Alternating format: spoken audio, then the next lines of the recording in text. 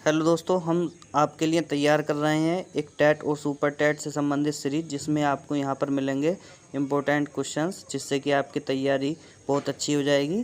इसलिए हमारे वीडियो को लाइक, शेयर और कमेंट्स करें और चैनल को सब्सक्राइब करें। हिंदी में कितने स्वर हैं? Option number A 11, option number B 26, option number C 36, option number D 30।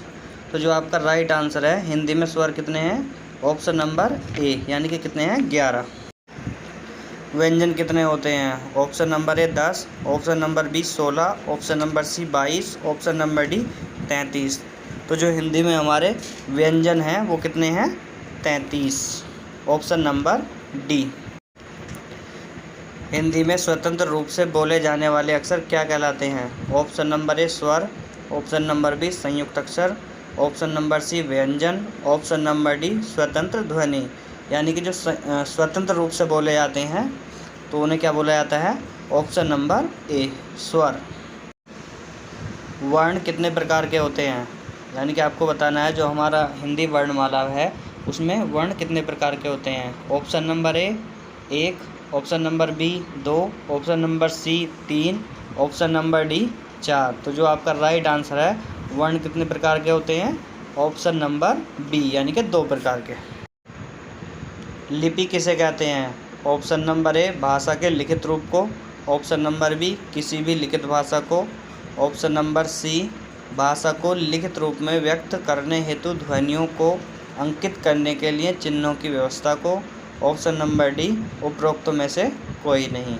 तो पहली बात तो आपको जानना ज़रूरी है कि लिपि किसे कहते हैं। लिपि आपने पढ़ा होगा लिपियों के बारे में, यानी कि जो इसमें दिया है कि जो हमारे चिन्ह होते हैं, चिन्हों की व्यवस्था को लिखित रूप में व्यक्त करने को क्या बोला जाता है?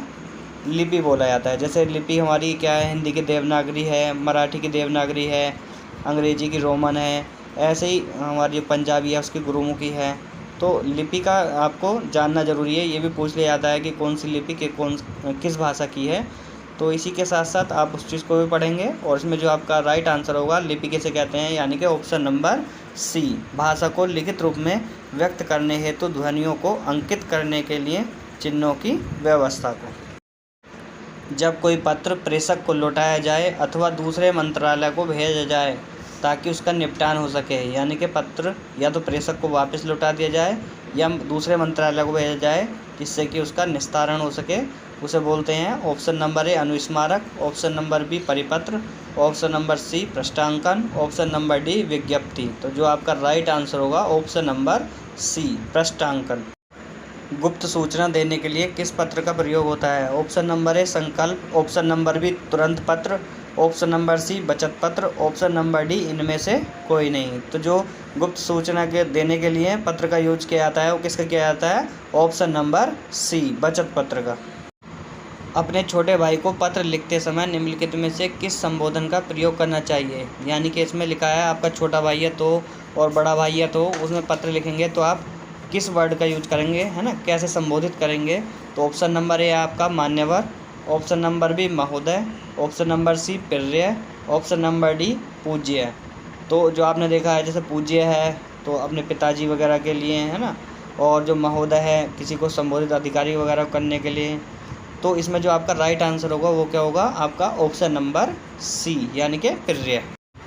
पुस्तक विक्रेता को लिखे गए पत्र में लिखने वाले के हस्ताक्षर के ऊपर क्या लिखा जाना चाहिए? यानी कि जो पत्र लिख रहा है उसके लिखने वाले के हस्ताक्षर के ऊपर क्या लिखना चाहिए? ऑप्शन नंबर ए विनीत, ऑप्शन नंबर बी आपका आज्ञाकारी, ऑप्शन नंबर सी शुभेच्छु, ऑप्शन नंबर डी भवदीय। तो जो आपका जो राइट आंसर होगा ऑप्शन नंबर डी भवदीय। जब कोई मंत्रालय अपने ही प्रभागों, अनुभागों एवं शाखाओं के साथ पत्र व्यवहार करता है तो ऐसे पत्र को क्या कहा जाता है? ऑप्शन नंबर ए ज्ञापन, ऑप्शन नंबर बी कार्यालय ज्ञापन, ऑप्शन नंबर सी परिपत्र, ऑप्शन नंबर डी अधिसूचना। तो जो ऐसे पत्र को क्या बोलते हैं हम? ऑप्शन नंबर ए क्या बोलते हैं? ज्ञापन। कौन से वर्णों को स्वर और व्यंजन के मध्यवर्ती माना गया है? ऑप्शन नंबर ए ऊष्म को, ऑप्शन नंबर बी अनुस्वार को, ऑप्शन नंबर सी अंतस्थ को, ऑप्शन नंबर डी अयोगवाह को। तो स्वर और व्यंजन के जो मध्य में है वो किसको माना जाता है? ऑप्शन नंबर सी अंतस्थ को। जिन संख्या शब्दों से पदार्थों के नाप तोल का बोध होता है उन्हें क्या कहते हैं?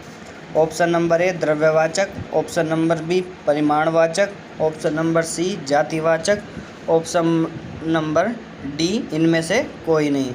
तो जो आपका राइट आंसर होगा, नाप तोल का जो बोध होता है वो किससे होता है? ऑप्शन नंबर बी परिमाणवाचक से। व्यक्ति, स्थान या वस्तु विशेष का बोध कराने वाले शब्दों को क्या कहते हैं? यानी कि जो स्पेशली रूप से व्यक्ति, स्थान या वस्तु का बोध कराता है उसे क्या बोलते हैं?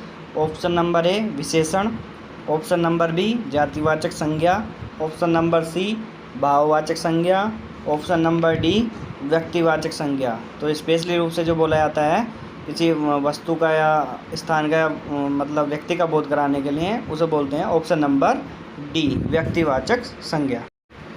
एक ही प्रकार की वस्तुओं का बोध कराने वाले शब्दों को कहा जाता है। यानी कि जो एक ही प्रकार की वस्तु का बोध कराते हैं ऐसे शब्द क्या कहलाते हैं? ऑप्शन नंबर ए व्यक्तिवाचक संज्ञा, ऑप्शन नंबर बी जातिवाचक संज्ञा, ऑप्शन नंबर सी भाववाचक संज्ञा, ऑप्शन नंबर डी द्रव्यवाचक संज्ञा। तो ऐसे जो शब्द कहलाते हैं वो क्या कहलाते हैं? ऑप्शन नंबर बी जातिवाचक संज्ञा। कौन से वर्ण घोष व्यंजन में होते हैं? आपने पढ़े होंगे दो तरीके के होते हैं, एक होते हैं घोष और एक होते हैं अघोष।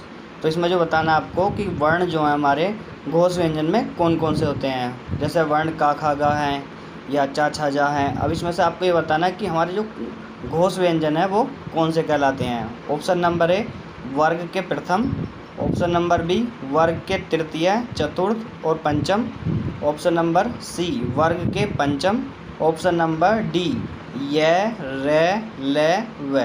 तो जो आपका राइट आंसर होगा वो कौन सा होगा? ऑप्शन नंबर बी वर्ग के तृतीय, चतुर्थ और पंचम।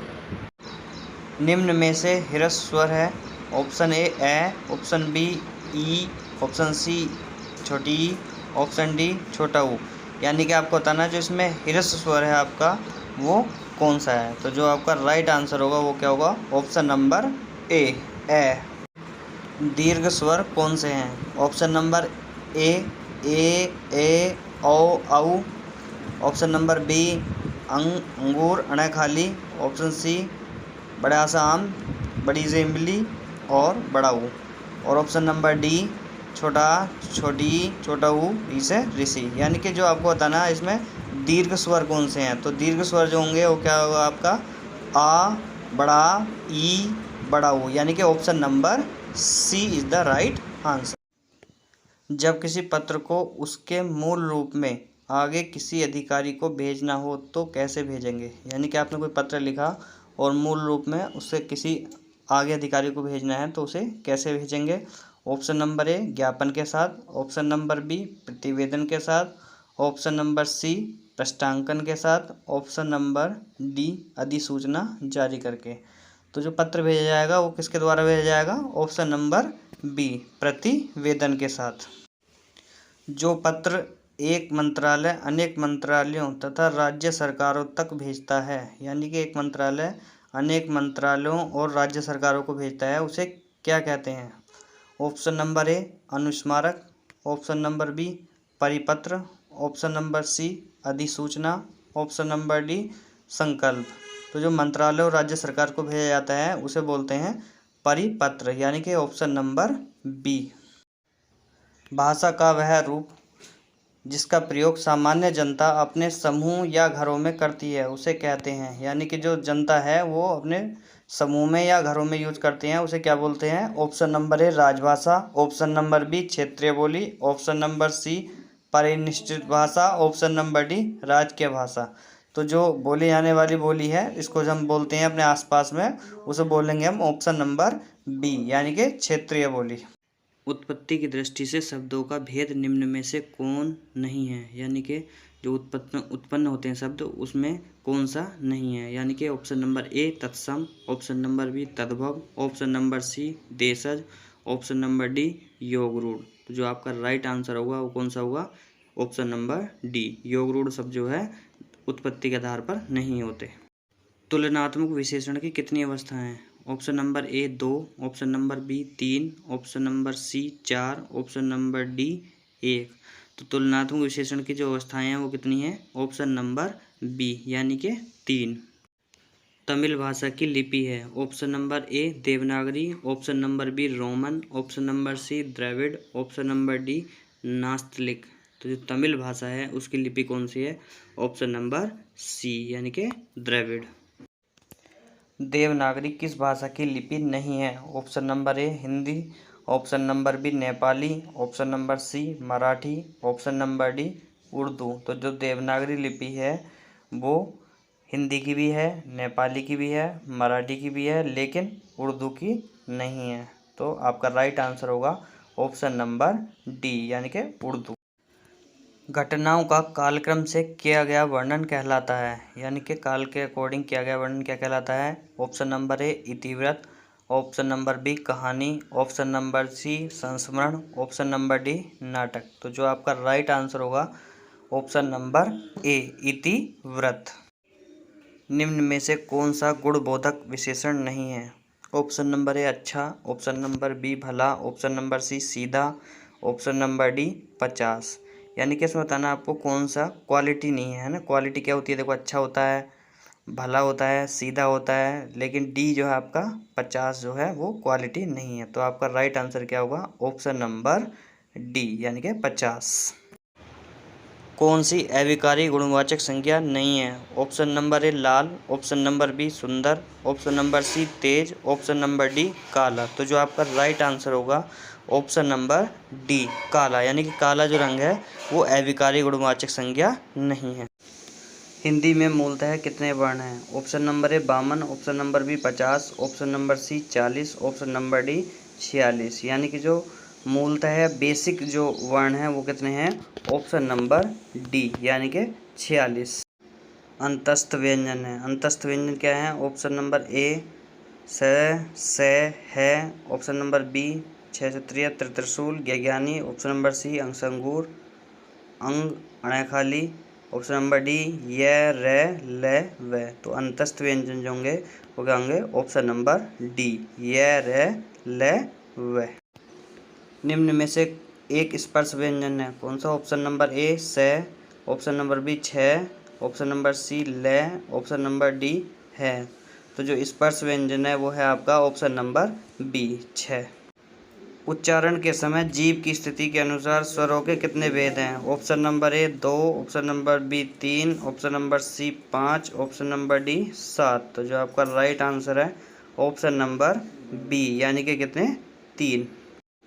हिंदी वर्णमाला के अंतिम पंचमाक्षरों का उच्चारण स्थान क्या है? ऑप्शन नंबर ए अनुनासिक, ऑप्शन नंबर बी कंठीय, ऑप्शन नंबर सी तालव्य, ऑप्शन नंबर डी मूर्धन्य। तो जो आपका राइट आंसर होगा ऑप्शन नंबर ए क्या होगा? अनुनासिक। स्वर किसे कहते हैं? ऑप्शन नंबर ए जिनका उच्चारण लघु और गुरु में होता है, ऑप्शन नंबर बी जिनका उच्चारण बिना अवरोध अथवा विघ्न बाधा के होता है, ऑप्शन नंबर सी जिनका उच्चारण स्वरों की सहायता से होता है, ऑप्शन नंबर डी जिनका उच्चारण नाक और मुंह से होता है। तो जो स्वर होते हैं वो क्या होते हैं? ऑप्शन नंबर बी यानी कि जिनका उच्चारण बिना अवरोध अथवा विघ्न बाधा के होता है उन्हें स्वर कहते हैं। छ, त्र और ज्ञ की गणना स्वतंत्र वर्णों में नहीं होती है क्योंकि ये संयुक्त व्यंजन है। ऑप्शन नंबर बी इनका प्रयोग केवल तत्सम शब्दों में ही होता है, ऑप्शन नंबर सी ये व्यंजन अर्धस्वर माने गए हैं, ऑप्शन नंबर डी ये पूर्णतः स्वतंत्र व्यंजन हैं। तो जो आपका राइट आंसर होगा ऑप्शन नंबर ए ये क्या है? संयुक्त व्यंजन हैं। यदि नीचे का होठ पूरी तरह से काट दिया जाए तो किस ध्वनि के उच्चारण में कठिनाई होगी? ऑप्शन नंबर ए ल, ऑप्शन नंबर बी ब, ऑप्शन नंबर सी ध, ऑप्शन नंबर डी ख। तो जो अगर आपका होठ काट दिया जाए तो जो उच्चारण में मतलब जो है कठिनाई होगी किस में होगी? ऑप्शन नंबर बी यानी कि ब बोलने में। आप प्रैक्टिस भी करके देख सकते हैं, ब बोलने में कठिनाई होती है, इसको आप प्रैक्टिकली भी कर सकते हो। स्वर रहित र का प्रयोग हुआ है, ऑप्शन नंबर ए ट्रक में, ऑप्शन नंबर बी पुनर्निर्माण में, ऑप्शन नंबर सी त्राटक में, ऑप्शन नंबर डी शत्रु में। जो स्वर रहित र है उसका जो यूज हुआ है वो किस में हुआ है? ऑप्शन नंबर बी पुनर्निर्माण। हिंदी भाषा में वे कौन सी ध्वनियाँ हैं जो स्वतंत्र रूप से बोली या लिखी जाती हैं? ऑप्शन नंबर ए स्वर, ऑप्शन नंबर बी व्यंजन, ऑप्शन नंबर सी वर्ण, ऑप्शन नंबर डी अक्षर। तो जो ध्वनियाँ हैं स्वतंत्र रूप से बोलियाँ लिखी जाती हैं वो हैं आपकी ऑप्शन नंबर ए, यानी कि स्वर। स्वर जो है बिना किसी उसके रुकावट के बोले जाते हैं।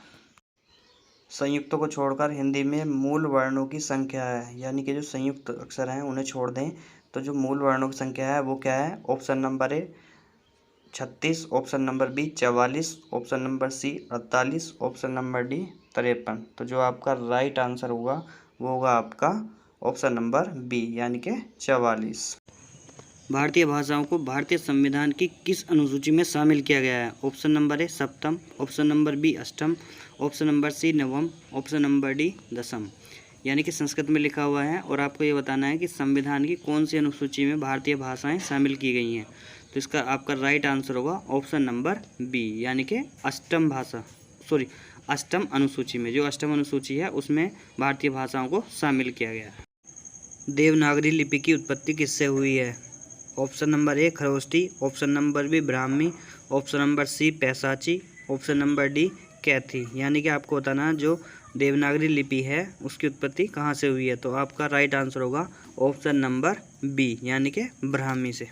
संविधान के किस अनुच्छेद में देवनागरी लिपि में लिखित हिंदी को संघ की राजभाषा घोषित किया गया है? यानी कि जो देवनागरी लिपि में हमारी हिंदी है उसको संघ की या मतलब केंद्र की जो राजभाषा घोषित किया गया है हमारे देश की, वो कौन से अनुच्छेद में किया गया है? अनुच्छेद 343, ऑप्शन नंबर बी अनुच्छेद 345, option number C 347, option number D अनुच्छेद 348। तो जो आपका राइट आंसर है ऑप्शन नंबर ए, यानी कि अनुच्छेद 343 के अंदर हिंदी को संघ की राजभाषा घोषित किया गया है। भारतीय संविधान में हिंदी को मान्यता कब मिली थी? ऑप्शन नंबर ए 26 जनवरी 1950 को, ऑप्शन नंबर बी 14 सितंबर 1949 को, ऑप्शन नंबर सी 15 अगस्त 1947 को, ऑप्शन नंबर डी 14 सितंबर 1955 को। तो जो आपका राइट आंसर होगा ऑप्शन नंबर बी, यानी कि 14 सितंबर 1949 को भारतीय संविधान में हिंदी को मान्यता मिली थी। 14 सितंबर 1949। खड़ी बोली का दूसरा नाम है, यानी कि जो हमारी खड़ी बोली है उसका दूसरा नाम क्या है? Option number A Magahi, option number B Korvi, option number C Hindustani, option number D Bagheli. तो जो आपका राइट आंसर होगा खड़ी बोली को क्या बोला जाता है? ऑप्शन नंबर बी, यानी कि कोरवी। कोरवी बोला जाता है खड़ी बोली को दूसरा नाम।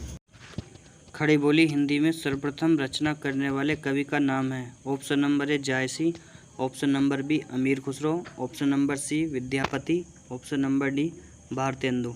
तो जो खड़ी बोली हिंदी में सबसे पहले रचना करी थी वो किसने करी थी? ऑप्शन नंबर बी, यानी कि अमीर खुसरो ने। पश्चिमी हिंदी की बोलियों की संख्या है? Option number A 2, option number B 3, option number C 4, option number D 5। यानी कि पश्चिमी हिंदी के अंतर्गत जो बोलियां आती हैं उनकी संख्या कितनी है? तो जो आपका राइट आंसर होगा ऑप्शन नंबर डी, यानी कि 5। पश्चिमी हिंदी में बोली हैं 5। हिंदी की उपभाषाएं कितनी हैं? Option number A 3, option number B 4, option number C 5, option number D 6। तो आपका जो राइट आंसर होगा हिंदी की उपभाषाएं कितनी हैं? ऑप्शन नंबर सी, यानी कि 5। खड़ी बोली कहाँ बोली जाती है? जो बोली है खड़ी बोली वो कहाँ पर बोली जाती है? Option number A Jhansi, option number B Kanpur, option number C Meerut, option number D Aligarh. तो जो आपका राइट आंसर है कहाँ बोली जाती है? ऑप्शन नंबर सी मेरठ में। खालिक बारी किसकी रचना है? यानी कि आपको बताना है जो खालिक बारी एक रचना है, किताब है, तो वो किसकी है? ऑप्शन नंबर ए खालिक खलक की, ऑप्शन नंबर बी रहीम की, ऑप्शन नंबर सी अमीर खुसरो की, ऑप्शन नंबर डी अकबर की। तो जो आपका राइट आंसर होगा ऑप्शन नंबर सी, यानी कि अमीर खुसरो द्वारा रचित खालिक बारी रचना है। रामचरितमानस किस भाषा में लिखा गया है? Option number A Braj, option number B Bhojpuri, option number C Awadhi, option number D Magadhi. तो जो रामचरितमानस है एक हमारा पवित्र ग्रंथ है, तो वो जो लिखा गया है किस भाषा में लिखा गया है? ऑप्शन नंबर सी, किसमें? अवधी में। यानी कि भाषा कौन सी है? अवधी। आपका अंतिम जो आज क्वेश्चन है, अंतिम आपका 50 क्वेश्चनों की हमने सीरीज बनाई है और इसमें लास्ट क्वेश्चन है आपका, संविधान सभा में हिंदी को राजभाषा बनाने का प्रस्ताव किसने रखा है? Option number A Gopal Swami Ayyangar. Option number B Sardar Vallabh Bhai Patel. Option number C Bhimrao Ambedkar. Option number D Pandit Jawaharlal Nehru. तो जो संविधान सभा में हिंदी को राजभाषा बनाने का प्रस्ताव दिया गया था वो किसके द्वारा दिया गया था? Option number A Gopal Swami Iyengar के द्वारा। किसके द्वारा?